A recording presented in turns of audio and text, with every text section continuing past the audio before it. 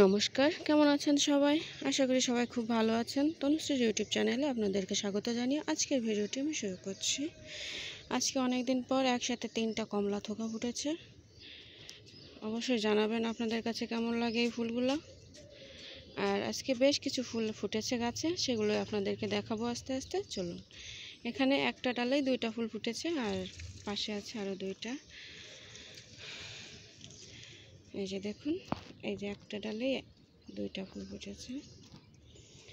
আর এখানে একটি গোলাপি থোকা, কালকে বিকালে গাছে জল দেওয়া হয়নি, যার কারণে গাছ একদম নেতিয়ে গিয়েছে। এখন জল দেওয়া হচ্ছে, কিছুক্ষণ পরে আবার গাছগুলো আগের অবস্থায় ফিরে আসবে। আজকে একটা টগর ফুলও ফুটেছে, সাদা টগর। আর এখানে আছে কিছু নয়নতারা, দেখুন।